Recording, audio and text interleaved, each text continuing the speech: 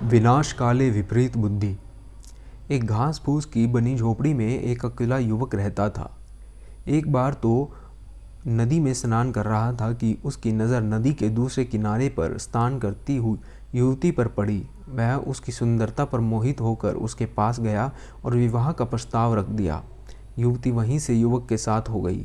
दोनों खुशी खुशी झोपड़ी में रहते थे।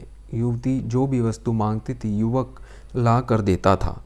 एक दिन युवक जब बाहर से आया तो उसने देखा युवती चूल्हे से जलते अंगारे निकाल कर उनसे खेल रही थी।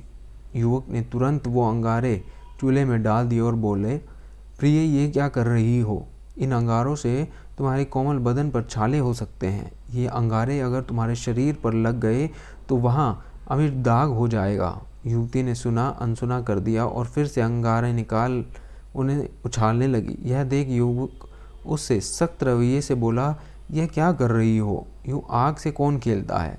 आग से खेलना अपशकुन होता है। इससे हमारा नाश हो सकता है। इतना सुनते ही युवती आग बबूला हो उठी। कहा, क्या कहा तुमने?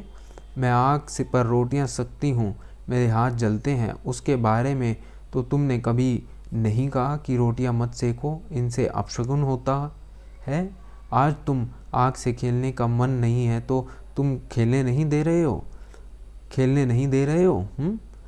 कितनी दोगली मानसिकता है तुम पुरुषों की। इतना कहकर वह युवती दोबारा अंगीरों को इधर से उधर उलझाने लगी।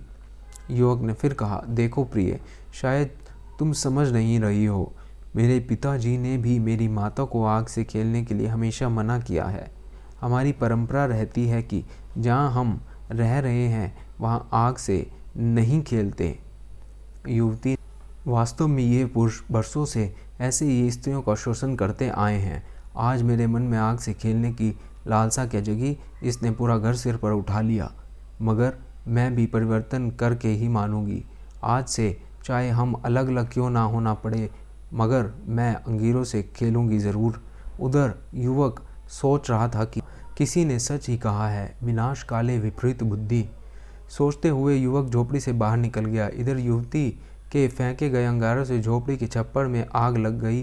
वह भयानक हुआ सीधा ही उस सुंदर कोमलता पर पड़ा और वह जलकर भस्म हो गई।